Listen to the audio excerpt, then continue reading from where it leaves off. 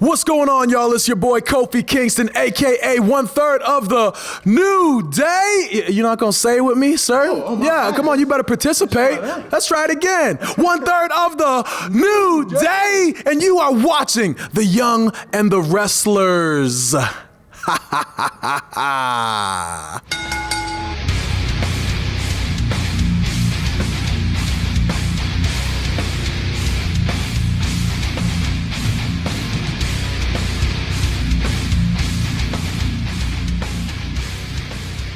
Welcome to the Young and the Wrestlers, the Pop Culture's WWE podcast. We take a look at the soap opera side of the WWE. It's alright, stories, characters, what they're thinking, what are they doing. We dive into that. I am one of your hosts, Ryan Betson, alongside. What a Seamus. I'm Jem.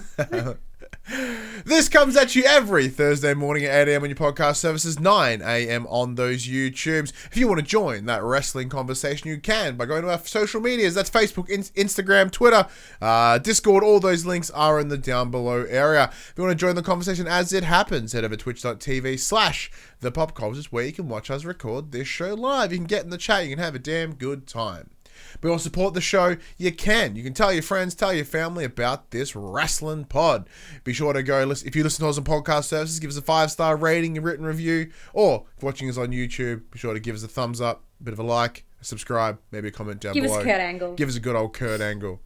And if you want to support us financially, you can at patreon.com/thepopculturist, as well as our merchandise store, popculturist.com/shop, where you can buy shirts and other assorted shit with our logos on it. Jem, how are you, man? I have an itchy nose. How are you? I'm right. I'm itchy nose too, you know. No, I'm good. Super chill week. Obviously, I finished school last week, so nothing to do this week except sit at home and sit at home. Just wish you were taking blood from people. Yeah, I've applied for a heap of stuff just to try and get a job to fill in the meantime, but it is tricky, obviously, being that I have a job to go back to, so... in the meantime, just doing all the behind-the-scenes stuff for Cherry Core as well. So. Well, at least you're still doing that, and you're still getting paid by Cherry Core, yeah? No. Bold behind-the-scenes stuff and no pay. That's a bit interesting. Oh, just like Instagram messages and that sort of jargon. Yep. Stuff that you have to do. Yeah, very, very true. Oh, my watch is getting stuck to the microphone. I do that all the time. I mean, I've been quite well. I don't think I mentioned it last week, but I hit my midway weight loss goal. You did? I did. Yeah, did I mention that last week? Yeah, you did. Oh, beautiful. Yeah, cool. So yeah, hit the 20 kilos down. I have booked in my "Don't Get Fat Again, You Prick" tattoo. So that is on the 19th, I think, of this month. What do you get it? Next month. Oh, well, that's mysteries, man. That's mysteries to the peeps. But yeah, no. You're pulling a Drew McIntyre. You'll tell us when you get it. That's right. Yeah, when it's there, you'll know about it. Yeah, so that's coming up in a couple of weeks. Other than that, like, life's been pretty straightforward, man. It's pretty same. No real major changes on this end. But there were some changes this week in the wrestling gym. One of the big things that happened, it was pretty much a lot of rematches, and a lot of when I say rematch, I mean that into the championship. So last week we talked about Extreme Rules and some of the matches that took place there, and then we got a lot of repeat championship matches on this week's episode of SmackDown and Raw, and we're going to kick some of them called for, some of them not. That is correct. So let's kick things off with SmackDown as we do each and every week. We're gonna kick things off a little bit. The show kind of starts with alluding to what was the big main event, which was the bar fight between Jeff Hardy and Sheamus. But before we get into that, let's have a look at the Firefly Funhouse, because this was something that did take place at Extreme Rules. It did. The swamp match. Yeah, so the swamp fight, whatever you wanted to call it. We essentially got a big video recap of that fight, and yeah. So then we did see a little bit of Bray Wyatt, though. He did make an appearance. He sure did, and he was talking to the old lamphead, the old Bray Wyatt, if you will, alluding to the idea that the old Bray Wyatt wants to come back, and Bray was like, "You had your chance. You're done now." He's been unleashed. It's his turn now. obviously alluding to The Fiend, which was very interesting. I think it was most interesting when he said, everybody's concerned about Braun Strowman being stuck in that swamp, but don't worry, it's certified organic. And I was like, oh, so we still don't know what's happened to Braun Strowman. I love this elusivity. So at the end of the match, like, we see him go underwater, and we haven't seen him. So we presume that we weren't going to see him this week. However, I presume he's not dead. It was the night after, so it's hard to say. If the Universal Champion is just suddenly dead, that's inconvenient. Yeah, exactly it. But it is alluding to the fact that the Fiend has properly been unleashed, and the old family swamp was where that needed to happen. Yeah, we're just we're going down this path, and they're pretty much narrowing down that it's going to be Fiend versus Braun Strowman at SummerSlam, because we are starting to, now that Extreme Rules is out of the way, it is full focus on SummerSlam. Yeah, full focus, yeah. Which I'm happy with. I got no issue with that at all, personally. Yeah, I mean, it's 3 weeks away, so they kind of need to. Yeah, I'm pretty happy with that. Like, I have no real big issue there at all. Speaking of big, though, there was one big thing that happened this week. So what they covered that the New Day are no longer the tag team champions. They did lose that at Backlash. Not Backlash, sorry, Extreme Rules. Very, very poor promo later in the show from Shinsuke Nakamura and Cesaro. Correct. It was so bad. But we did learn that Kofi is in fact out. He is injured, and he'll be out for the next 6 weeks. 6 weeks, the trainer said. Yeah, so within communications between he and Big E, we come to learn that he's out, and that looks like Big E has the permission from Mr. Woods and Mr. Kingston. He has their blessing. We may be seeing a little bit of a singles push for Big E. Finally. So Big E trying to elude away from it, as he does, because we all know that Big E is a people person. He's a people pleaser. He wants to be there and push his friends and see them elevate, which I'm very much the same. I get it. But Kofi's like, no. And every turn he's, no, E. We want this for you. It's your time now. It's Big E's time now. You have our blessing. Go. And they put their meat on each other's meat. I laugh so hard at that. Yeah, put my meat on my meat. It's like, put your meat on my meat, but gently. He's all injured. So that was really beautiful to see that moment. I guess it's like the passing of the torch as well. It's like, Kofi's like, I've had my time. It's your time now. I'm passing this on to you. And he even said, I don't want you waiting for a decade for these opportunities. You've got this opportunity now. Take it. So I'm actually really interested to see what they do with Big E. Very interested to see. Where do you see this going? Like, if you put your fun booking hat on, what do you see them doing? Do you see him entering, say, the mid-card title picture? Well, I was literally about to say that. We'll talk about this obviously in a minute, but I'm very disappointed with how AJ Styles is being handled at the moment. And I think this is E's opportunity to throw himself in and start in that mid-card with, say, like the likes of AJ Styles, and then he can work himself up. Yeah, so I think I'd like to see that for both of them. Yeah, like 6 weeks is not a long time in wrestling time. So we may not see a whole lot happen over the next 6 weeks, but I think they're certainly maybe able to line up some groundwork at least. Set some wheels in motion for Big E as we look towards what he can do as a singles competitor.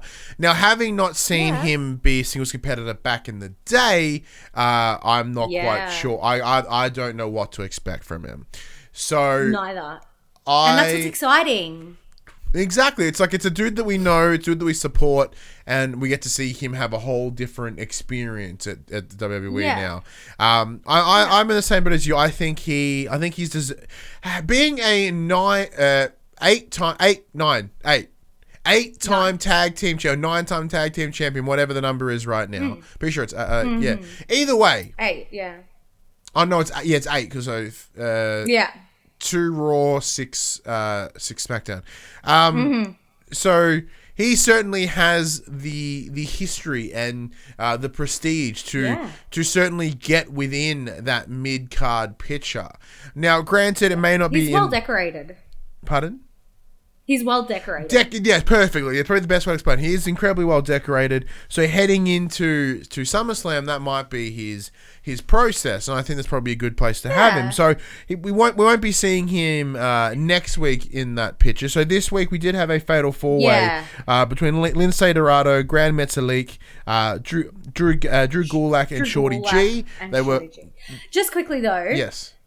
Just quickly on the Big E thing, I think even with like Kofi possibly coming back in 6 weeks and with the elusivity of Woods coming back soon because he's been out for so long, I think we're going to see like the Kofi moment with Big E later down the track. Nice. Where he's got Woods and when he's got Woods and Kofi holding him up. I'd like to see them try. He's unit. Yeah, I'd like to see them try, but you know what I mean, you know? So anyway, we had this fatal four-way for the number one contender match for the IC title against AJ Styles in the coming week.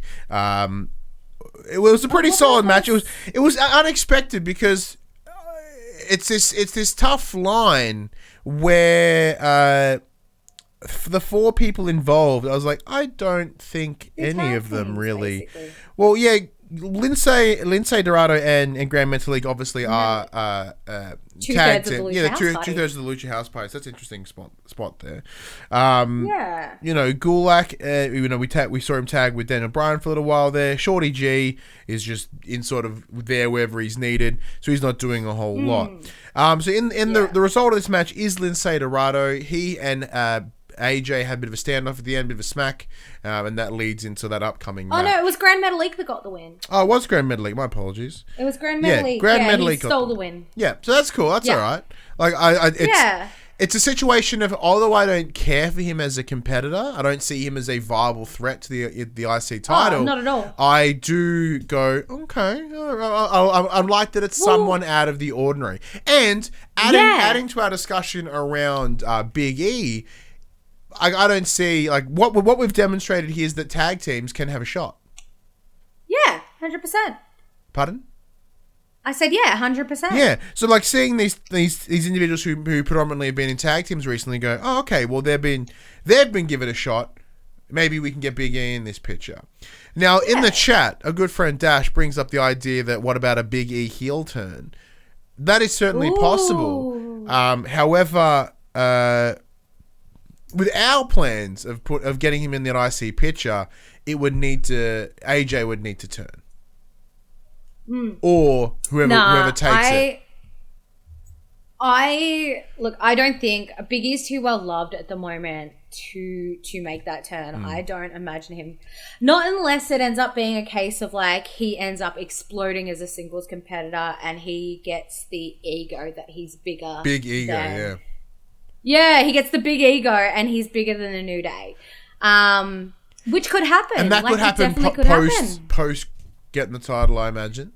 Yeah, exactly it. If he does go on, which I would love to see him face AJ Styles, especially with the history of like, especially like, even though they're not there anymore, especially the history with the OC and the New Day, I think it's the perfect setup to bring them into singles competition together. I agree. Because it's still like, we're not seeing the same thing because it's not tag team on tag team, but it is that comfortable familiarity.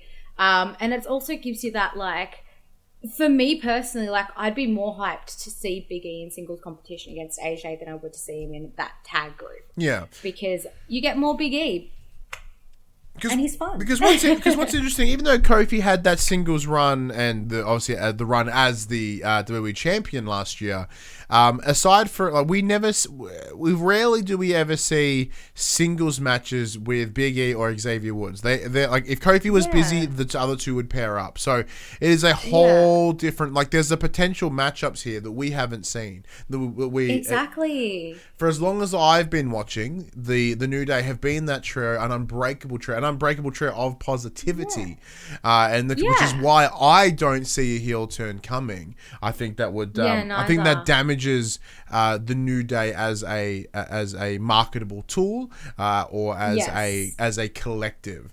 I think the energy of the three of them is fantastic. And then with them also having the podcast Feel the Power, if one of them was to turn heel, I think that would be a detriment to the podcast as well. Yeah. You know what I mean? I think... And the New Day, business-wise, the New Day sell merch like motherfuckers, so... Oh, yeah. Oh, yeah. I think for me as well is after tonight, I was actually pitying AJ Styles with the way this has been handled. It's kind of like since Gallows and Anderson have left, he's just kind of been forgotten about almost. And it breaks my heart for him. Because he had that amazing match last week, which I ended up going back and watching, where against Matt Riddle. Oh, that was brilliant. Yeah, Riddle just came up short. And AJ, he is the phenomenal AJ Styles. He really is destined for so much more. And seeing him thrown into that mid-card, even though he's holding a mid-card belt, it was the lower half of the mid-card, in my opinion, and it just really bummed me out for him. I do. What I like about this is, I don't have an issue with AJ Styles currently being IC champion. I think he... I love him as champion. I think he has the potential to really be a pusher for normally unseen talent. So like I said, right now with the members of Lucha House Party, Gulak and Shorty G, they've had their focuses in the time, but from Lucha House Party, as far as we know, they come in, get pushed by a tag team, and leave. Yeah, that's true. We've never seen them have this moment. It'll be an interesting matchup because I'm pretty sure AJ has a background in Lucha style as well.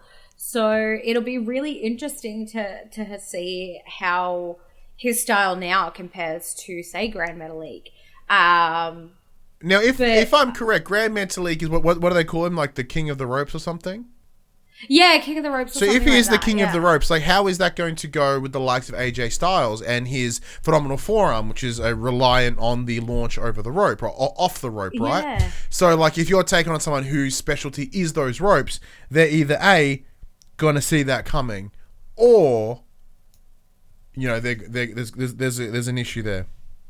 Yeah, it'll be an interesting competition for sure, especially because it is something that we haven't really seen before either. So it does bring that, I don't care too much, but it's not something that I'm going to go have a bathroom break during. I'll sit and watch it. I will be engaged to an extent. Yeah. But as I said, I would have much preferred it once again if we saw Matt Riddle get another title shot.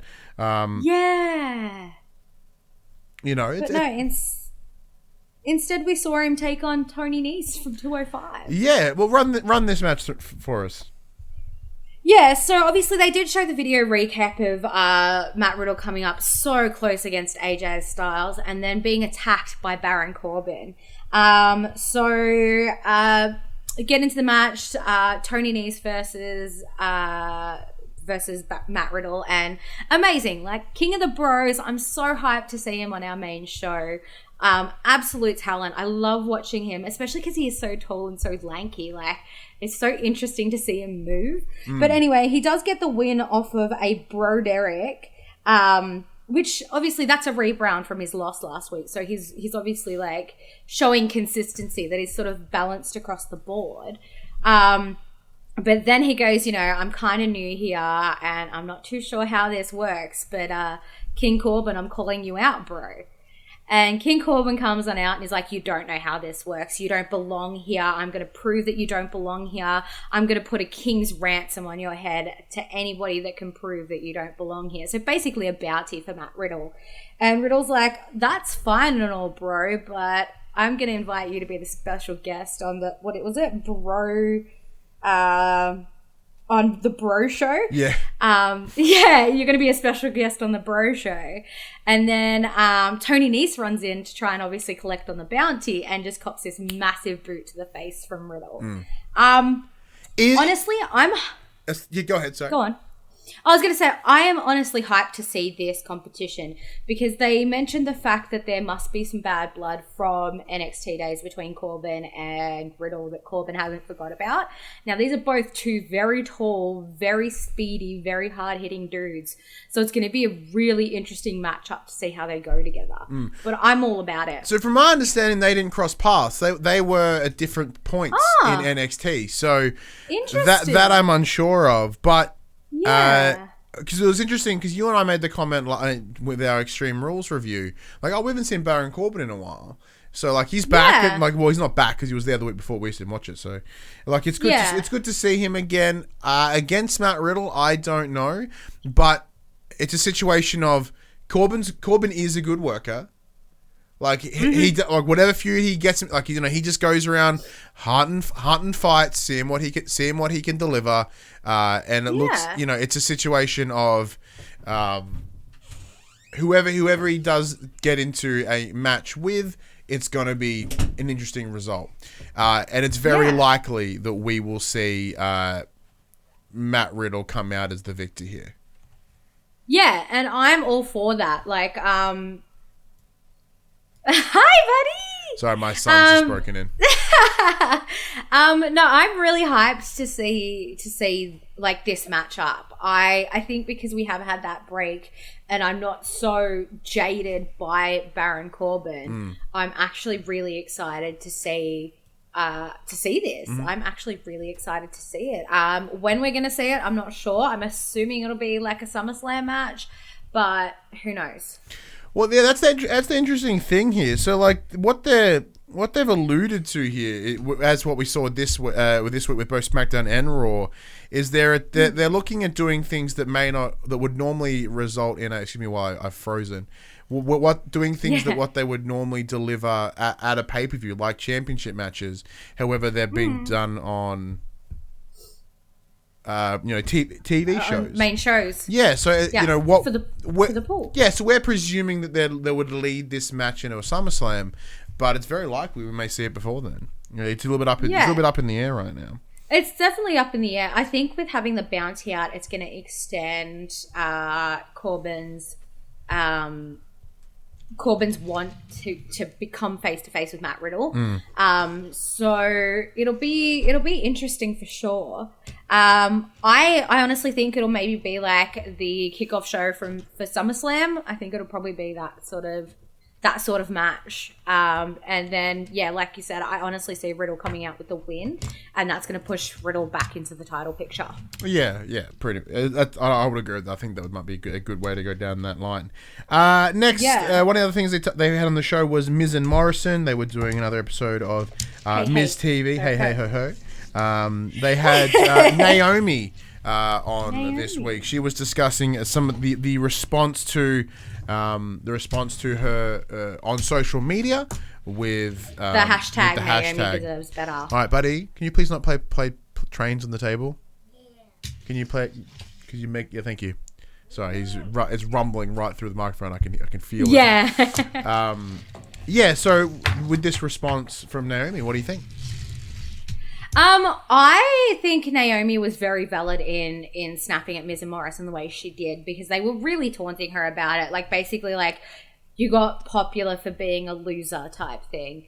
I did have a bit of a laugh at Morrison with the jacket and the hashtag more Morrison in it. That was a bit funny. But, and how sick does that make you, bro? Like, for Seth Rollins sick. Love that. That was absolutely that was beautiful. That is a great rating system, and we may or may not adopt it. That's yet to be seen. I think we'll steal it. But it was very, very valid of Naomi. I think, like, I agree entirely. Like, Naomi does deserve better. But I think this is how she's going to do better. I am interested in this mainly because we are seeing Lacey take a heel turn again. So Lacey Evans was brought out because Naomi did lose to Lacey Evans the weeks before, because they got into a scuffle about the karaoke competition or something. Which I think I'm glad that we missed, by the way. Yeah, I want to go back and watch it just to see why. But Naomi's like, why did she have to attack me over a karaoke competition? Like, what's the deal? And Lacey was pulling out the "you're nasty," and she's sitting there doing her makeup, and Naomi just shoves her, and like makeup ends up all over her teeth and face, and she like picks up her mirror and is like screaming bloody murder because she looks hideous. It's interesting that all of a sudden, like, you know, the sassy Southern Belle who was so loved by so many is just now that bitch again. Yeah, after having that bit of a bout with Bayley and the idea of, you know, them claiming to be role models, we saw, you know, Lacey take a different term, being about a mum and being a family woman and being good and better. It seems to have slipped back. Like once maybe it's sort of like a bit of a cynicism or a little bit of sadness, reluctance in her, knowing that she was unable to secure that title. Maybe there's a little bit of animosity in there, just a pent up rage, possibly, that's presenting itself towards Naomi. She's just taking it out on anyone who's there. I guess is Naomi Lacey something you want to see? I want to see more Naomi against Lacey, not so much, but I also know that that's kind of all they've got because everybody else is tied up at the moment. But no, I think it could be something interesting if it's done properly. For sure. It's not something that I really want to see either, but similar to yourself, like the women's roster at WWE is pretty good on normally, right? However, we are seeing the likes of Bayley and Sasha Banks just like straight up dominate in terms of everything. Like they are becoming such a central pillar of both shows as they have the golden role models. As they have the tag team titles, they can go where they choose, and it is working in their advantage right now. Mm-hmm. It sure is. So here we saw one of the first of the rematches that we discussed. This was Sasha Banks versus Nikki Cross. Was it not? No, it wasn't. So Nikki was like demanding. It was set up for that. That's right. Yeah. Apologies. Yeah. So Bayley was like Nikki Cross was demanding a rematch because of how botched it ended up being at the hands of Sasha Banks. Suck it in the rib with the boss knuckles. Yeah, cracked ribs apparently. Bayley's like, yeah, no, that's fine. You can have your rematch if you beat one of the most, like, you know, she starts talking it up. And she's like, your best friend, Alexa Bliss. See, that's not where I thought it was going. Like, with her doing that little spiel, I'm like, is she going to fucking throw Sasha under the bus Sasha again? Again. But no, she's like, you can face Alexa. And Nikki's like, we've got to do this. We've got to do this. We've got to. And she shoves Alexa and goes storm into the ring. And I was like, oh my God, Nikki. Like, what the hell? But yeah, this was the whole setup for the winner. The outcome, regardless, the winner would be getting a title shot at Bayley. And yeah, it was an amazing match. Like, especially because Nikki and Alexa know each other so well. They know each other's moveset. So like when Alexa like Nikki slid Alexa into the apron, Alexa knew what was coming and was able to counter it straight away. Which was really cool to watch. I was engaged that whole match. I did love the little bit where like Sasha and Bayley yelling from ringside at them to attack each other, and the girls just stop and take them both out. They were on fire on commentary this week. I absolutely loved it. Bayley even challenged Michael Cole, and Michael Cole's like, "I'm retired undefeated." I want to see that. Sorry. I want to see that so bad. That is the match I want to see. I have no interest in Naomi versus Lacey, but give me Bayley versus Michael Cole. Michael Cole and Bayley for the WWE SmackDown Women's Championship. Yeah, it'd be awesome. Do that. And Michael Cole remains undefeated. That would be golden. Or even do a tag team. You know, Corey Graves, Michael Cole versus Sasha and Bayley for the women's tag titles. You know, why not? Corey and Cole, the golden commentators versus the golden role models. There you go. I'd see the shit out of that personally. Oh no, they were on fire on commentary. Like, it was great. Ultimately, Nikki Cross did a sneaky with her ribs and got a roll up on Alexa Bliss for the win. And I was obviously concerned about how this would deal for their friendship. But backstage, Alexa's like, you know what? You got one up on me, and good on you. And like, I'm proud, babe. It's the situation of that's the tactic she's going to need coming into this rematch. So Exactly. you know what I mean, and like that is what I'm needing. That's what Nikki's gonna need here. Like we've seen Exactly. She needs that fire. That's right. Like we've seen underhanded, dirty tactics come from both Bayley and Sash this whole time, as them sort of being that since Bayley's turn, X amount of time ago, destroying her Bayley buddies, etc. Yeah. Got to meet him to beat him. They've just been dirty this whole way through. So like having Nikki forcefully go down that line is where she might have to go. Whether she crosses that line too far, and that costs her. Whether Nikki crosses it. Whether her and Alexa are damaged because of it, which I don't see being the case, but there is that potential. No, I think there's definitely the potential, and I think Alexa understands. Like with Nikki pulling that sneaky, I think Alexa was like behind it all, was just like, you need to do that next time. But no, it was honestly, I'd watch that match again and again. Like those two were phenomenal. Yes, so I really enjoyed the match between the two of them. It really showcased a lot of them. There was situations of Alexa at least pulling punches, but then Nikki wasn't, and then there were moments where Alexa's like, you know what, nah, fuck this, and then she put in the fight as well, which I liked.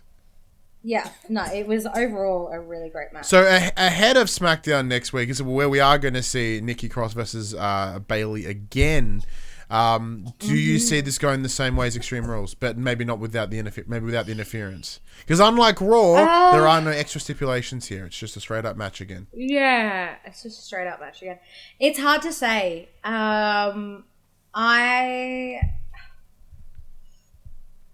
I don't think we'll see the title change hands. I don't know. I love Nikki Cross to death, but I just don't think right now is the time for her. But I think she's on the right path, and I think I feel like something's going to get in the way, and this is going to be pushed into SummerSlam. Okay, yeah, okay. I like that. I like where that's going. Yeah. And that does bring. Oh, so we see. Yes, mate. A little promo about Otis and Mandy, and they'll be continuing their love journey next week. But that was about it. Something's in Daddy's car. Go get mummy. Mummy will get it out of Daddy's car for you. Sorry, my son lost his toy train. He left it in my car from this morning. He was getting all worried. Yeah. But yeah, I was just saying next week there was a little promo that we'll see the continuation of the love journey between Mandy and Otis. But that's about it. Well, because obviously with us not watching for a little bit, we're unsure of what really happened in the interim. But it looks as if they've been away since that pool incident. Yeah, Mr. Money in the Bank has been away celebrating with his Mrs. Mandy Rose. So I'm curious where that goes. But yeah, finally getting some money in the bed. Oi! Finally, the night did end with a bar fight between Jeff Hardy and Sheamus, and I was interested to see. Effing loved it. I was interested to see that they had JBL giving promos at the start of it. So I was just hyping it up. Yeah, but I love that he alluded to the fact that, because obviously we saw Ron Simmons during the week, during Extreme Rules. He's like, he was talking about, this bar fight's going to be more fueled than when we were full of alcohol in the APA having bar fights and stuff like that. And it was just really cool to the nod back of like the APA and stuff like that, where like JBL really started like making his ground. And it was more fueled than an APA poker game, which I loved. But yeah, it was so cool to see him hyping this up, because it really hyped me up as well. Because I was like, I was not expecting JBL. Yeah. But this match was brilliant. Absolutely. Yeah, it's a situation of like, can it be called a match? But like, guess it was. It did end in a pin. It did end in a pin. There was an official. With a there was a 3 count. It was essentially a falls count anywhere, like Extreme Rules sort of setup. It was just like, do what you want, break shit, wreck each other. There will be a 3 count. Yeah. The end. Yeah. So we see the pair of them go all over this Irish pub in they start off having a chat first, which was interesting. Like Jeff Hardy just rolls up to the counter and just has a chat to Shane. But Jeff Hardy mentions his brother. He talks about how he did. How Matt had to delete his WWE career, whereas his revive when you get something back on your computer, you re-up something like that. Yeah, like he was like reviving it basically. Yeah, essentially. Yeah. But yeah. a shout out to Sheamus coming in. He starts the fight. Yeah, because Sheamus comes in like an old timey sort of fighting Irish costume, which was the singlet and the brown pants, suspenders, and the wrapped up knuckles, and like a little hat. He came very Irish. He came ready to fight. Yeah, he really did. Yeah. But yeah, like it was really interesting because everything was involved. They ended up out the back. Matt Hardy was throwing basketballs from the basketball game. Like there was a ladder there that he ended up climbing. Even the bartender got involved. Like, but I think for me the coolest part was like, you know, Matt Hardy was laid out on the ground. Sheamus put like his. Oh, sorry, I keep doing that. Jeff Hardy was laid down on the ground, and Sheamus came over and he put like a hat on his face. The hat that he put it on his face. Yeah, it'd be like, you're done, mate, and then puts the hat on. Yeah, goes off and has a drink, comes back, lifts the hat off, and suddenly Jeff's wearing full face paint, where he hadn't been in face paint before. And yeah, he ends up climbing a ladder, does a big old swanton off the ladder, and 1, 2, 3. Yeah. So what do you think this is? What do you think this is alluding to here? Like, is this is because coming into this match, Jeff Hardy talked a lot about fighting his demons. Maybe this is him coming to terms with his demons and sort of bringing them together. Like, however, are they going to explain kind this? Kind of like a Finn Balor type vibe. Yeah. Like how the demon and him are one. I think he's merging these, but instead of the demons taking parts of him now, it's building him to be better. He's overcoming them. Now, Mad Dog in the chat references Brother Nero, but I'm not quite sure who that is. Do you know Brother Nero? Yeah. Oh, I remember Brother Nero. But oh god, I can't for the life of me. That's right. Mad Dog's the wealth of knowledge. I'm sure he'll jump in and let us know. Yeah. But yeah, no. I remember Brother Nero. Yeah. So like, I quite like that idea. I do wonder whether this is something that will play a role as moving forward. So we know that for a little while there, Jeff Hardy was having the face makeup that was a bit more vibrant and a bit more colourful. However, this one is a grey and a white and a black. It's a little bit. It's certainly more muted.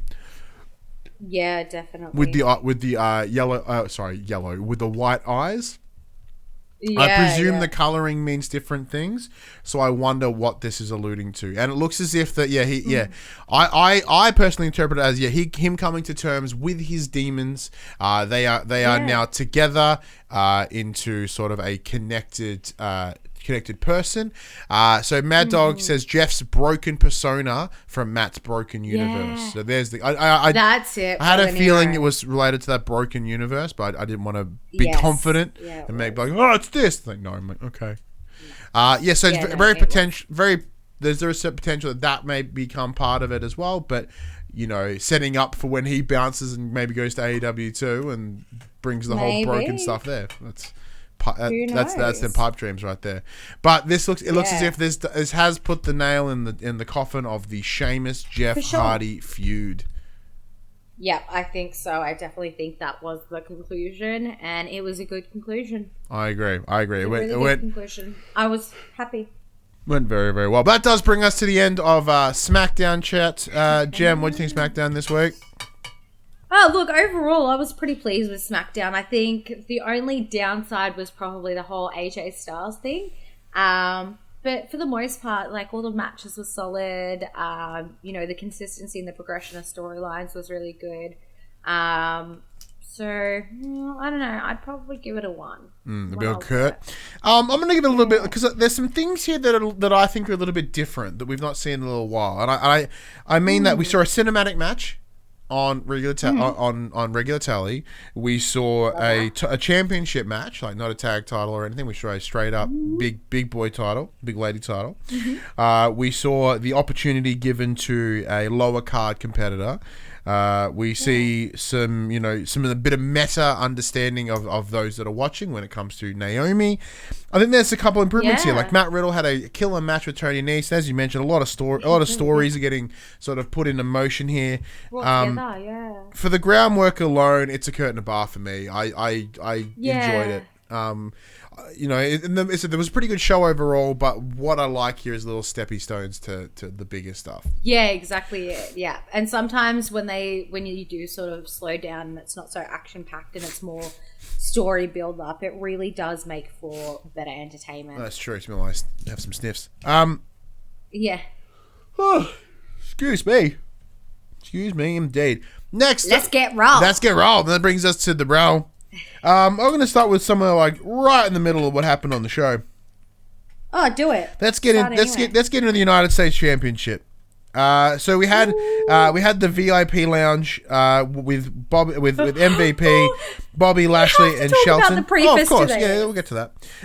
So the show, the lounge was to host Mustafa Ali.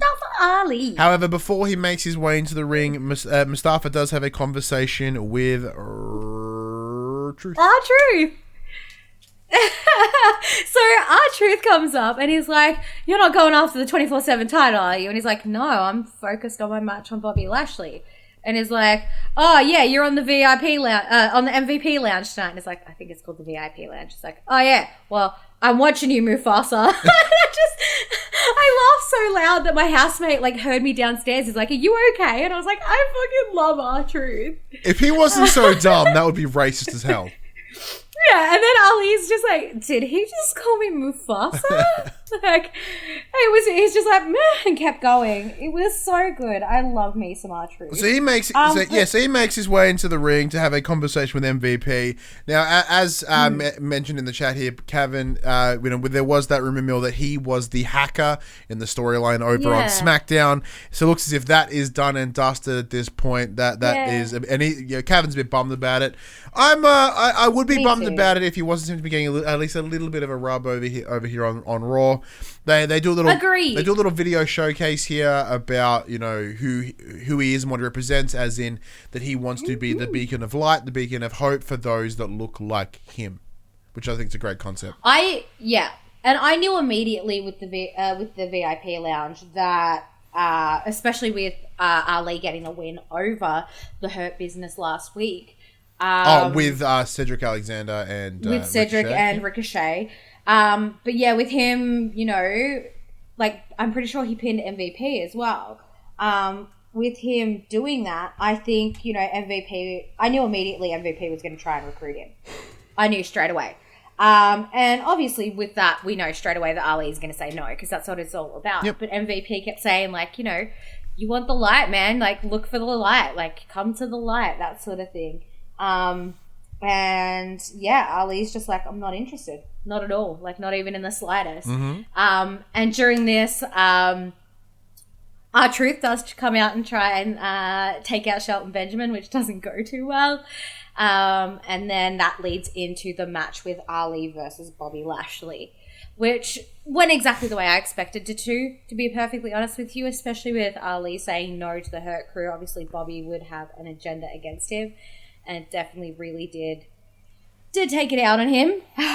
Mid-match, though, Akira Tozawa pops out from underneath the ring just out of nowhere, him and a couple ninjas, trying to get the 24/7 championship, but that doesn't work out too well either. Yeah, my first reaction was, they made him a ninja, and then I totally forgot that at Backlash, he and the Viking Raiders, I forgot about that. I was like, okay, cool, all right, he's still a ninja, that's cool. Yeah, he's still a ninja. But yeah, so that was a fun little thing. But ultimately, Ali did tap out to a full Nelson from Bobby Lashley. But saying that though, he 100% went so fucking hard. Oh, he went so hard. It was because his music. I'ma go harder. That's what he does. Yeah. But yeah, he absolutely hammered this match. Even though he was getting his ass handed to him, he fought back tooth and nail. So it was a well-fought match, actually. It was a really, really, really good match. So, yeah, I don't know what it's leading to, especially with the United States Championship still being in that limbo. I'm interested to see what's going to happen. Well, yeah, that's a good point, because what are the ends to these means? You know what I mean, with Ali exactly, and the Hurt Business. Aside from the 24/7 championship, which I don't see Ali going for, I think if anything he may be pushing towards that that mid-card title, maybe as a sort of because we know that last year at Elimination Chamber he was in an opportunity for the WWE Championship, which he got injured by Randy Orton the week before, therefore unable to compete. Instead, Kofi Kingston got in, what became Kofi Mania. So maybe Ali sort of after that time away, he's come back. He's realised, like, look, maybe if I go for the middle, I can then step my way up to the top. Oh, 100%. And I think that's going to work in his favour for sure. Certainly. Yeah. Let's move on to keeping, what things happened recently. Let's have a look at what happened in Extreme Rules. Like we did have the eye for an eye match with Seth Rollins and Rey Mysterio. That sort of spilled into this week as well with... expected to. Yeah, so run with this, Jem. I've been talking a lot. Yeah, so I'm assuming you're going with the main storyline there. That's correct, and the whole thing is that Dominic was to appear this week to confront Seth Rollins about what was going on. And like they had a shot of Seth Rollins and Murphy backstage, and Murphy's looking visibly sort of uncomfortable. And Seth's like, Murphy, are you with me? And he's like, yeah. And he's like, look, this is going to be different. Like, I don't, like, they come out to the ring and he's like, I don't want violence. I don't want, like, this is not what I'm here for. This is not what the Monday Night Messiah is about. And he calls Dominic out and he goes, no, come on. Like, it's okay. It's okay. Come down to the ring. It's okay. Like, I just want to talk. I want to hear what you have to say. I'm here for you, which again is alluding to the whole recruitment process in my eyes. And one thing that I do love, which they kept mentioning, is they're like Dominic Mysterio. So the fact that Dominic is taking on his dad's name and that he's being addressed not just as Dominic, but Dominic Mysterio, I love. Anyway, that's besides the point. Yeah, Dominic sort of obviously super hesitantly makes his way into the ring.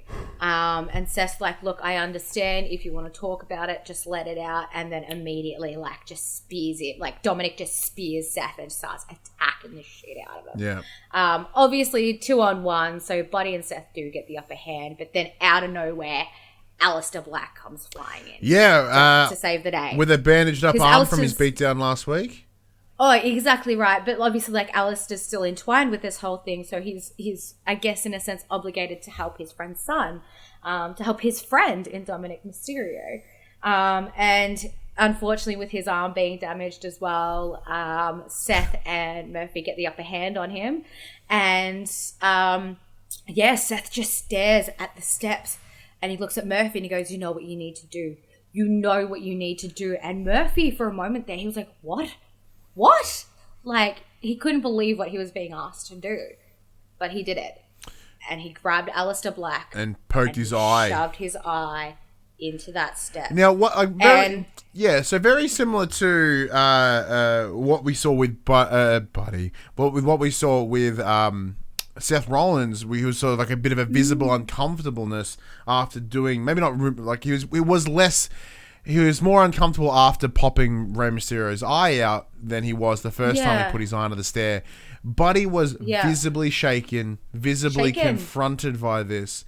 Do you think this may be a push into an alternative approach to Seth Rollins here? So with Buddy maybe showing some hesitance within the disciples? Yeah, I think for Seth, this was a test of faith, I guess, for, like, do you truly believe in this cause? Do you believe what we're doing? You know, because he did say we're trying to take steps forward and somebody keeps stopping us in our tracks. And he's like, I think it's Seth's way of saying, hey, like, prove to me that you're in this for the long haul. And, like, later in the night, Buddy does have a match, and it seems that this sort of lit a fire under his ass, which we'll talk about in a minute. But, I think it's like for Seth, it's that next step of faith with Buddy. I think, like I said, Buddy later has a match against, who was it? Give me 2 seconds, I've completely forgot too. Humberto Carrillo. That's right. Obviously, again, this ties all back in together because Humberto's been involved in all of this as well. Murphy gets the win off of Murphy's Law. But there was this new viciousness to Murphy. I think much like Seth, this sort of ticked something over in his brain. That initial hesitation, once he did it, he felt power from it. And it just lit that fire, and he just absolutely decimated Humberto Carrillo. But yeah, I think I love that, like, you know, Seth didn't even bother to use, like, Dominic's name at this point. He was just so in the moment. He's like, where's the kid? Go get the kid. Do it. Get the kid. And Murphy hesitates for a second, and he's like, fuck it, and gets up and goes after Dominic, who pops out of nowhere with a kendo stick and just rips them apart. Just goes ham on everyone. Destroyed them. And, yeah, they obviously take off running because they're not exactly about getting their asses handed to them with a kendo stick. Neither am I, so I don't have an issue there. Yeah, I have a feeling that we may be seeing the introduction of Dominic Mysterio to the main roster. And I think it's going to start with a team up with Aleister Black against I'm in a Seth similar Murphy. spot. I reckon that we'll see a tag and I think title. Dominic not tag title, a tag match between them. Yeah, and I reckon Dominic will peg it for SummerSlam. I reckon Dominic will make his debut at SummerSlam. And I think it will be with Aleister Black against Seth and Murphy. Oh, that's a match I want to see, let me tell you. I think that is a great way to debut. He proved himself tonight. Yes, there's a great way to debut. You're with a series of at least some excellent workers with Seth Rollins and Aleister Black. Buddy Murphy's fantastic as well, but he's, you know, a little bit more.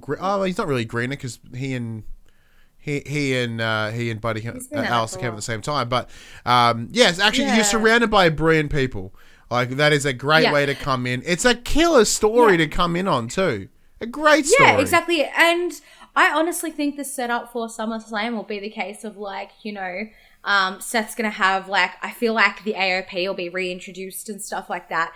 And then we're going to have the likes of Humberto Carrillo and Rey Mysterio and all these other people coming out to, like, overpower the Messiah. That's just my prediction. Or maybe I'm getting way ahead of myself, but we'll see what happens leading. Or do you think it's too soon for, say, like, Buddy to have a crisis of faith again? Because we've seen this before. Like, you think a couple of months ago when he was constantly seeking approval from Seth. He was questioning, you know, himself and questioning Seth. So it's this weird line of, like, this is a repeat of some old stuff here. Do we see this getting to a point that Buddy is turned against Seth because of those actions? I think that would come after. I think they'd suffer, like, a pretty brutal loss, and Buddy will be like, "You're hopeless," and just walk away from it all. I feel like something like that. Like I agree that it'll happen, but I think it'll have to come off the back of something along the lines of, like, a big loss like that. Okay, not fair. But I definitely see it happening because, he is definitely showing signs of hesitation towards the Messiah. So speaking of some, because we said the idea of them tagging up, let's have a chat about the number one contender match for the Raw Tag Team Championship. We saw a 6-man tag team. It was Viking Raiders versus Ricochet, Cedric versus Andrade and Angel Garza Zelina's boys with a Z. Selena's boys. Yeah. I love that the Street Profits were doing the ring announcing for this. Like, that was just so much fun. And I really want the Viking Profits t-shirt. I want one of those. That's cool. It's just a cup with the Viking helmet. Love it. But yeah, no, they were it was a number one contendership for the. In the chat, Craig just made a really excellent Monty Python reference that took me a second to click on. Oh, what one? Tell me. He goes, brings out Seth's mum. He goes, he's not the Messiah. He's a very naughty boy. He's not the Messiah. He's a very naughty boy. I love that. God, I'm embarrassed. That took me a second. Yeah. Thank you, Uncle Mugget. I love that. Yeah, no, that's what Buddy will be like. Buddy will be like, he's not the Messiah. He's a very naughty boy. But yeah, so this was actually a phenomenal match. It was interesting to find out that since the inception of the Raw itself Tag Team Champions, the Street Profits are the longest reigning Raw Tag Team Champions at roughly about 150 days. So that was fun to know. But yeah, the match is obviously set up to see who will be facing them at SummerSlam. a bit of controversy here because we know that Andrade and Angel Garza haven't been on the same page as late. So it was interesting to see how they were going to go. Andrade, being the smooth talker that he is, he was able to build alliances with other wrestlers and then just take them out.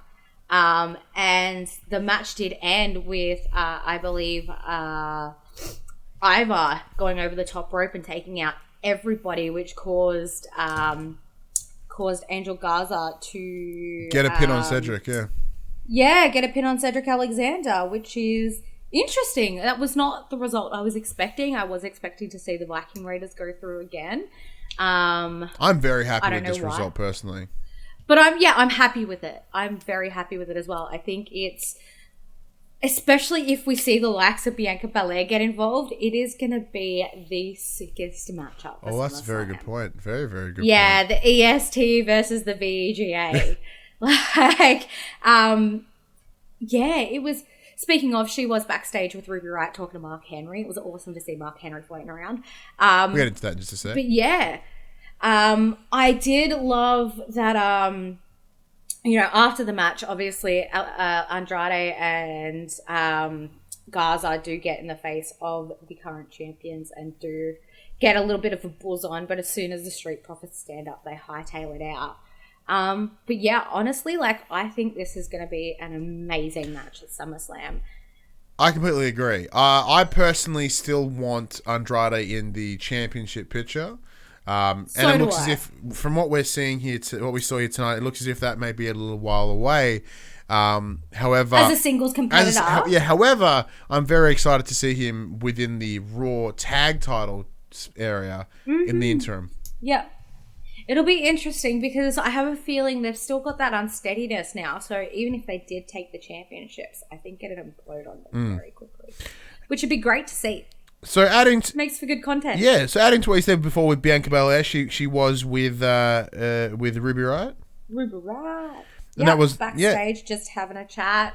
Mark Henry was having a chat to Drew McIntyre at some point as well. It's just really cool to see, obviously just at random old dudes. Yeah, we saw Ron Simmons, and then we see the video footage of JBL. It's just really cool to see old Hall of Famers still floating around. This is a discussion that I was having. I forget who it was with, but I really like because when they are trying to bring the old in to help to push the new. I do feel the WWE do it worse than the likes of AEW. So AEW, they have a much stronger, older wrestler, older competitor come in and help them. However, we've just recently Vicky Guerrero being the mouthpiece, the manager for Nyla Rose.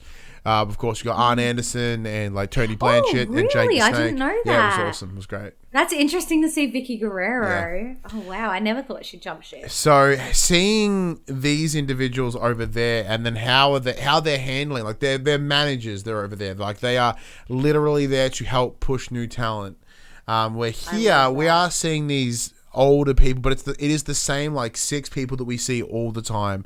It really demonstrates WWE's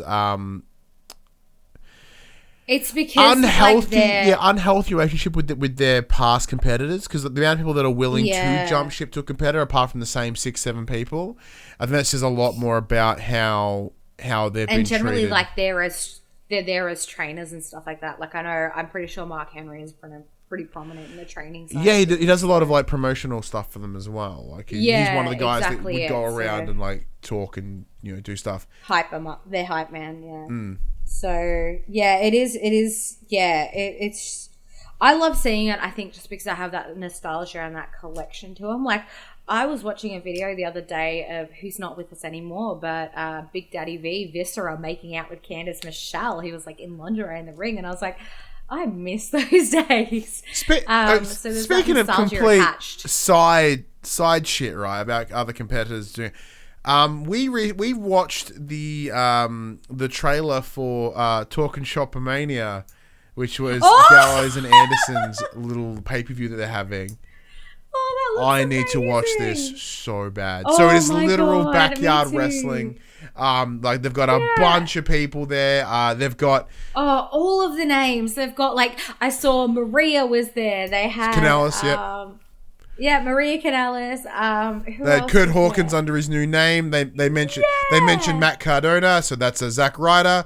They've got Rhino was there looking like a fucking tank. Yeah. I'm pretty sure they have David Arquette dressed as Sting. Yeah, I think that was too. Yeah, because he's still wrestling. Like there is so much in this that they're having the Boner Yard match, which made me laugh my ass off. Oh, Theodore Teddy Long was there. Like that's some Enzo old was school there stuff as well. player. Enzo Amore, yeah, that's some old school stuff player. Like, sorry, I love Teddy Long. I miss him. Player, everything's player. It's like Matt Riddle was bro. Teddy Long was like that was player. It looks like a good old backyard wrestling. I cannot wait to watch it. Yeah, because they're on commentary and they're wrestling and they're abusing each other, but they're fighting together. And oh my god! They've got they've got the purse on a tree match, which looks fucking awesome. Yeah. There's the briefcase on a tree or whatever. Yeah, the social distancing battle royal. Oh yeah, they got the pool. Oh my god, I can't. Oh, it's gonna be so good. I was laughing through that entire trailer. Yeah, I'm very excited. I watched it 3 times. We have to watch it and we have to review it. Yeah, I think might get ourselves a bonus episode. I think we have to do a show on it. Yeah, very much so. 100%. But yeah. Oh, that's gonna be great. I don't know how you transition away from that because it was just kind of. Well, speaking of old school wrestlers, why don't we just talk about Randy Orton? Yeah, the old Randaddy, yeah. Yeah, because that leads into a few things actually. First of all, like Randy comes out first thing and he's like, I took out Big Show and something's been missing, and I woke up this morning and I realized what it was, and it's a title belt, and I want Drew McIntyre at SummerSlam. And he's like, he talks about how decorated he is and how, like, if we have a conversation like that compares to Drew McIntyre, like, it's going to be a very short conversation. And, people like The Rock and Stone Cold can't hold a candle to Randy Orton, in his words.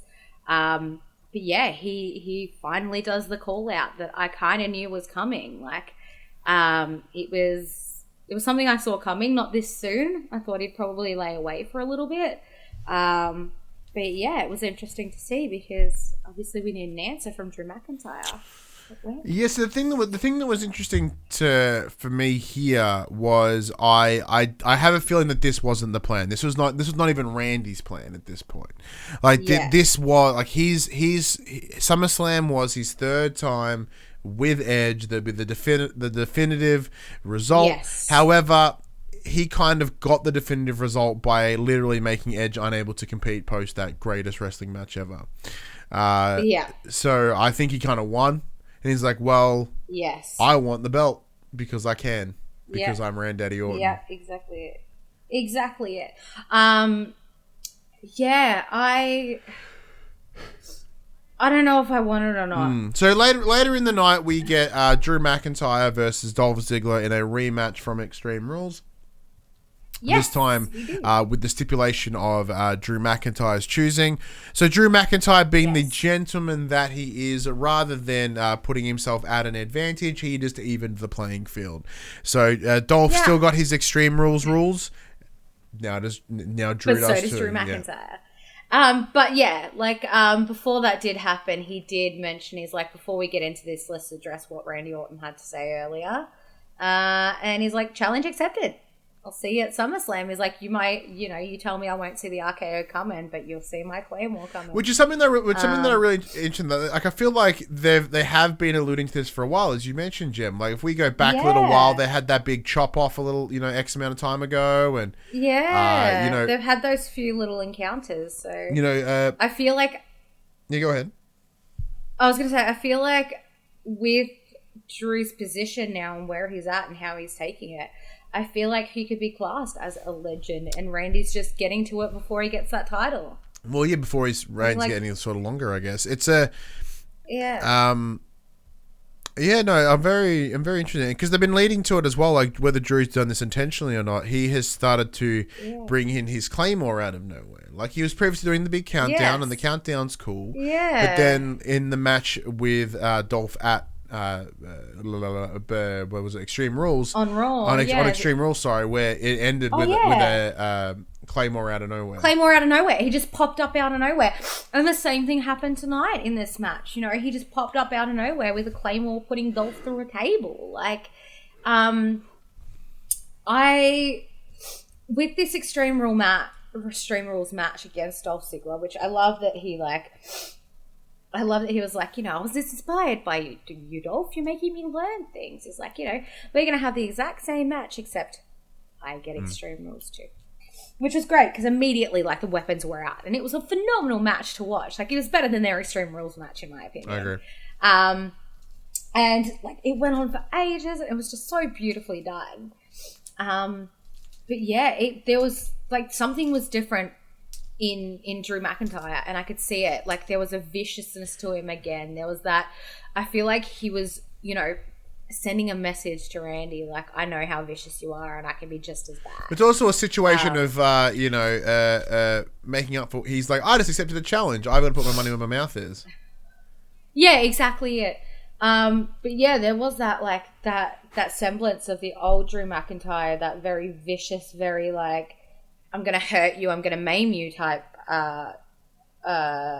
Drew McIntyre, which obviously he did get the win from that Claymore against Dolph Ziggler, and I love that they call it the RKO out of nowhere, but we know it was coming. Like, it came out of everywhere because we fucking expected it. We had a feeling, but like, yeah, his ability to, like, just come out of shot and just wreck Drew's day. I enjoyed, made me chuckle. Yeah, exactly right. But you know, Randy kind of cursed himself because he picked up that belt. He touched that belt. No, don't touch that belt. Yeah, exactly right. But you know what? I'm interested to see how it's going. Even though I'm not wholly invested in it, I'll still watch it, and I'm still interested to see how it'll go. You know, I honestly don't see Randy holding a title again. I don't think. I think he is there as a driving force to help put people over, and I think this is just going to help. I honestly think Drew McIntyre is going to get the upper hand, and this is just going to elevate him even higher to where he is now. Because, I honestly feel like Drew McIntyre is unstoppable. I feel like nobody's going to be able to take him off that perch. Like, I think he is on top of the world now, and he's staying there for a long time. See, where I'm seeing this going with the situation of is like Randy is killing legends. Like, you know, he's the legend killer. That's what he does. Like, we saw Big Show, we saw Christian, and who else do we see? Edge. You know, like, he's sort of clearing them out. So there'll always be that question: who's going to kill the legend killer? Mm-hmm. And I think that if Drew McIntyre can take out fucking Brock Lesnar and become WWE champion, he can fuck up Randy exactly. Orton. Yeah, and 100% that'll happen. And I think having that title, like not the belt title, but the added title of the Legend Killer. Yeah. That'll really accelerate Drew McIntyre to, like, ridiculous heights. Yeah, very much so. Like, I honestly think at this point, I think that, like, Drew McIntyre could be the John Cena of the next, the next era. I 100% believe so. I think Drew McIntyre is definitely in that position. You know, he screwed himself over. He knew what he did wrong, and he's come back with a vengeance. Ruthless he's on a mission, aggression. And I honestly think he is the new ruthless aggression. So after this, let's touch in a bit of the women's division area. So we see Nia Jax follow Randy Orton at the start of the show and be like, my thoughts mirror Randy. I'm like, get your own fucking promo, you dumb butt. All right. She's like, I feel the same. I want the women's championship. And I was not expecting it, but out comes Shayna Baszler. Yeah, man. And I was like, you know what? Give me this. Yeah. Like, as soon as Shayna walks out, I was like, oh, give me Shayna. As long as it ends with Shayna Baszler pummeling Nia Jax's face, then that's the result. And it will. And, like, you know, she comes out and she's like, you know what? Nobody gives a damn what you want, Nia Jax. And Nia just shoves her, and they get into this massive scuffle, and all these officials come down, and then, like, they beat the shit out of the officials, and they go after each other one again. And then security and trainers come down, and they beat the shit out of all of them, and they go at each other again. I didn't really give a shit about Nia Jax when she Nia Jax fucking sucks. I still hate her. Yeah, but after her and Shayna Baszler got into that beatdown, I was like, ooh, give me that. I want to see Shayna Baszler take out Nia Jax. Like, just completely decimate it. So Randy adds in the chat, I was all hoping about it. Randy would RKO Nia. Now, Same! hasn't he done it again? Yeah, like, remember that Royal did it. Rumble He where did she, it at where she Royal came in Rumble. and then And got they super mentioned that. kicked, got fucking RKO'd, and she got something else. He RKO'd her first. Yeah. Everybody else was like hesitant because they're like, "Ooh, a girl," and Randy's like, "And Randy's like, eat a dick, okay. douche. Yeah, exactly right. He started I would love to see it all, that and again. everybody's like, well, if he can, we will. Yeah. Like, we don't want to be the bad guy and start it. So Randy's like, I am the bad guy. I'm just going to put it out there, right? This is not new news. Nia Jax fucking sucks. I really don't like her. Yeah. Her promo's an asshole. Watching her even attempt, like, there is no organization, like, kayfabe. You know, like, there should be a finesse in how you attack your opponent in this, right? You know, whether it be like planting your shots. Like, she is just pouring in general directions. Like, there's no, I'm going to do this. She's just like clamoring to do anything. She's fucking horrible. Yeah. And then on top of that, at the end of it, you know, where there's a referee and he's clearly wearing a tie and a fucking button collar. And then she proceeds to try to pull his shirt. Like, off. are you fucking like in the head wrong? Like, Are you dumb? are you dumb? Yeah. Are you fucking dumb? You damn. Are you dumb? Like, it makes me ask that question because I'm like, what the hell are you doing? Like, Nia jackass. she proceeds to take a bunch of kicks, strikes, and punches from Shayna, sells none of them. Mm-hmm. Oh man, I hope Shayna like did some damage. Like, Shayna, what are the I think she's the longest running NXT Women's Champion. Can't seem to damage fucking Nia Jax. Get the fuck out of here. Honestly, I think Nia Jax is just a mountain for Shayna to climb to make her way onto the next opponent, which we will be. Yeah, which will be whoever wins between Sasha Banks and Asuka ahead of, coming to SummerSlam. Spoilers, we know who it is. It happened this week. So in a rematch of Extreme in the rematch of Extreme Rules, we had Asuka versus Sasha Banks in a rematch. So because the title's technically in limbo as well. Yeah. It doesn't belong to anybody because neither of them technically won it. Asuka versus so a pinfall, submission, count out, interference, whoever loses, fucking period. Look, the name of the episode gives it away. 2 belts Banks. However, it did not go how I expected, Jem. Neither. So obviously Banks and Bayley come out together. Asuka and Kairi come out together. Kairi chases Bayley out of ringside, which is great. I thought that was beautiful. Amazing match. Like, these two are bullshit phenomenal. There is a whole part where Sasha claims disrespect from the referee and stuff like that. And she grabs the belts and she tries to leave, and then she throws one in the ring as a distraction, jumps in the ring and tries to pull an Eddie Guerrero where she throws the belt at Asuka and pretends that Asuka hit her, and the referee's like, I saw you do that, bro. Like, you're not fooling me. And she's like, shit. Like, it was great to watch it fail. But yeah, in the end, the Titantron comes on and Bayley is just beating the shit out of Kairi Sane out the back, like absolutely beating the shit out of her. And obviously Asuka very visibly torn, like title or best friend. Asuka's like, fuck it, and hightails it out of there to check on Kairi. And there's, the camera's on Asuka checking on Kairi as the referee says, 10, your new champion, Sasha Banks. I hated it. I loved it. I hated it. Nah, bullshit ending. Like, they were having an amazing match. At least finish it properly and have like a definitive, like. It is definitive. It is definitive. No, but to me, as per the stipulations coming in, this is definitive. Yeah, no, but to me, that's classed as interference because Bayley's clearly said, "Hey, get a camera on this. Watch what's happening." Yes, but that's still interference. She interfered, and that changed the result. She didn't interfere in the match specifically. It is a loophole, but that's what these two have been doing. So, you know what I mean? Like, although she didn't come in like punch Asuka or give anything to give Banks the over. I still think it should be classed as interference. It's a whole different location. If it was ringside, I'd understand. But it was a whole different location, and it was intentionally. It was distracting. It was a distraction. Yeah. It wasn't. And I knew it was a distraction. I knew what it was for, and they knew that Asuka would go straight for Kairi. Like, she knows how connected. Like, they know how connected they are because Bayley and Sasha do it for each other. So they knew that Asuka and Kairi would too. Yeah. It sucks to see Asuka without the belt.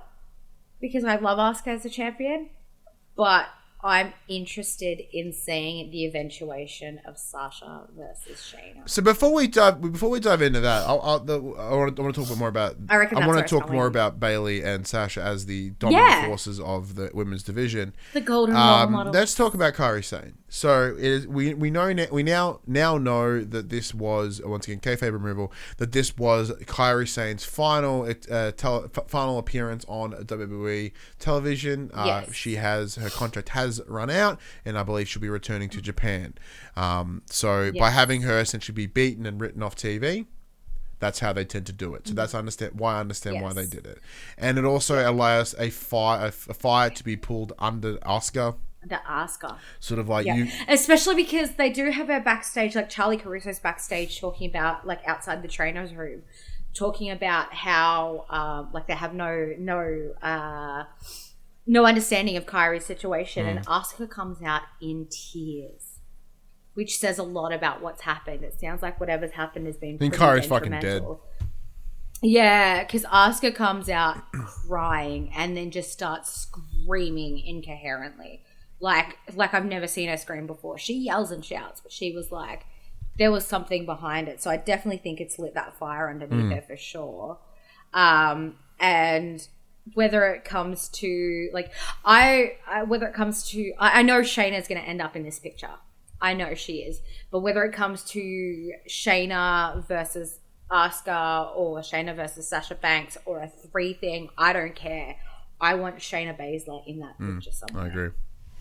I think with her little pop in last week and then watching her take on Nia Jax this week, I think that I honestly think that on the same night, I think we're going to see, I don't know what night it'll be, but I would love to see, all on the same night. I would love to see Sasha and Bayley have to have tag team matches as well as individual matches for their belts. And I'd like to see them lose all of it in one night, and then their friendship just implode because of it. Well, because that's how that's how I'm taking them right now. So they are the dominant force of the women's division. They literally have, and they even say so. Yeah, they have all the titles. They have all the gold. They the women's division is Bayley and Sasha Banks right now. It really is. And it started with them, and they are it. They said it. We started the women's evolution, we'll end it. Yeah, so what I love about this is, as you said, so this is building it up to a point that it will crumble. They're getting... and it'll massive. They are going to get top heavy, and they are going to fall, and they are going to crash. And whoever is the first to put a chink in that and create the crumble, I think will be a fascinating and brilliant destruction of the two of them. Yeah, I think especially right now in the no arena era, they have presented themselves to be amazing by going across all 3 brands. Their characters are fantastic right now. I watched. There was a WWE exclusive interview that they had. They sent the rounds on Twitter. That I thought was fucking fantastic. So the two of them just banging their belts together, dancing around, singing, and having a good time. I really like where they're going, and I like Bayley Deus straps. I quite like Bayley Deus straps. That makes me laugh pretty hard. Yeah, 2 belts banks and they do have all the gold now. They really are the golden role models. I definitely think the best way to describe what will happen with them, it's like those videos you see where somebody's got this beautiful cake and then they put a knife into it and it's a balloon and it just bursts and throws shit everywhere. That's what's gonna happen with Sasha and Bayley. They've built up this beautiful, beautiful thing and this beautiful, beautiful empire, and somebody's just gonna stab a knife and it's gonna pop everywhere. Yeah, and I think and it's going to be amazing when it implodes. It's going to be beautiful. Yeah, it's just because, as I mentioned before, a friend of the show, Josh Robinson, when he and I did the show together prior to our little hiatus, a little break, he gave me some words around Bayley and her character that really kind of set in stone for me. I'm like, no, I really like where they're going and what she's doing, and I think this is going to give them that, as you mentioned, that false sense of security, until someone puts that knife in and fucking blows it apart. And I'm very looking forward to seeing what that tipping point is now, because it's the perfect build up. They're doing so good with it. I don't know what it is. I don't know who it's going to be. But like that's what I wonder. It's gonna be great. Is it when Charlotte Flair comes? But I don't even want like Charlotte Flair comes back and fucks it. Yeah, but I don't want it to be Charlotte Flair because always fucking Charlotte Flair. No, like I don't. If you look at the roster of women, I don't see any of them being that one thing to break down, unless it's like Becky's return, but that's yonks away. Yeah, exactly right. Being a mom. Imagine if Becky comes back and it's like, guess what? Fuck you, and then just crumbles. I reckon she's a minimum of 24 months. Oh, easy. Yeah, like realistically, but I'm just saying, like that would be the one person that for a return that would make that worthwhile. But even if this plays out for another 2 years, like it's a long time for them to have those belts to themselves. Yeah, I feel like it'll change hands between them, but like I think because to add to your point, I think the second they lose one of those belts, that starts the crumble. That's when it'll close. Yeah, that's where it becomes tricky. Hey. So whoever's the first to lose one of those belts will that'll be that little crack. They're gonna be that's that hairline crack that'll just and then the shit starts falling off. Yeah, it's gonna be the most beautiful breakdown of anything ever, and I am. It's gonna be pretty fantastic. Anyways, Jem, that does bring us to the end of Raw. What do you think? It does. I loved Raw this week. I think everything altogether was pretty damn good. I don't know. I'd probably call it. I'll probably go curtain a bar. I think it was really good, but like it wasn't like it didn't blow me away. There were some moments there where I was just like, eh. Yeah, I'm in a similar spot. I do think a curtain bar is probably the best rating for it. The only thing, it was interesting. I really noticed this week the length of time. Like watching Raw this week, I was watching it with Craig. He and I were watching it together, and we were on Zoom because we live in different houses. I love that. So that was lovely. Yeah. But we fucking felt that 3 hours though. Yeah, and I think that's what it was for me as well. Like it felt that length. Like generally when you're watching it, it doesn't feel like it's going for that long. But again, because they're doing the same as SmackDown, they're setting up those stories and they're putting these things into motion. Instead of like they've only got 3 weeks to do it as well because SummerSlam is so close. So it's like, it really did feel. Yeah, it did feel that 3 hours for sure. Yeah. I agree with you. And I think that has been a part of its detriment, I guess. And it is that situation of 2 hours is where it's at. Watching AEW, watching SmackDown, fucking 2 hours is the time. Any more is getting dumb. Exactly. 2 hours. Really if you can't tell what you need to do in 2 hours, you're doing something fucking wrong. And I understand that Raw will not be increasing its time anytime soon, but. Yeah, and I understand because Raw does have that bigger roster, but if you just share a few more people to SmackDown, you'll be able to balance that really well. It's so easy to balance it. They're just choosing not to. Yeah. Because it is a battle of the brands. Yeah, and it's not something that we can complain about because it's literally never changing, so... But anyway. Yeah, exactly. But still, it's something that does need to be mentioned. That's very true. But anyways, that does bring us to the end of the show. This, be sure to let us know in those comments below what your thoughts are on this week's episode of Raw and SmackDown. This has been The Young and the Restless. It's our WWE show where we take a look at the soap opera nature of the WWE, that storylines, characters, and all those little things that come with it. It comes at you every Thursday morning at 8 a.m. on your podcast services, 9 a.m. on those YouTubes.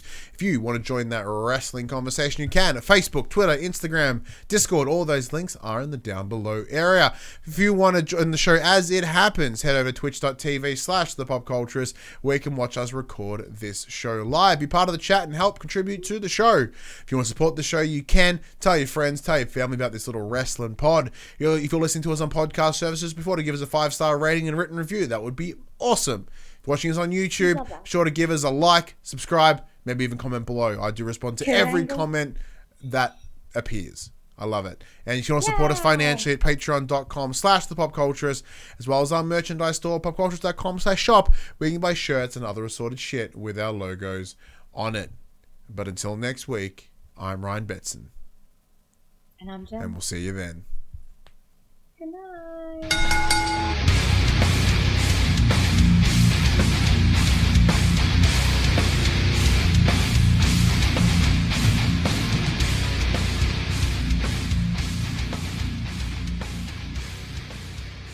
The Young and the Restless, the Pop Culturist WWE podcast, is fan support over at Patreon at patreon.com/thepopculturist. And we'd like to thank our Patreon producers and our Patreon founders for their kindness, their support, and their generosity. Our Patreon founders: Alpha Ferret, Craig O'Flaherty, David Chataway, Jesse Stevenson, and Jacob Garner. And our Patreon producers: AJ Abatomi, Damian Holdies, Kyle Dunn, Lee Wintershoven, Nathan Massetti, Paul James, Pure Mongrel, and Sean Levitt.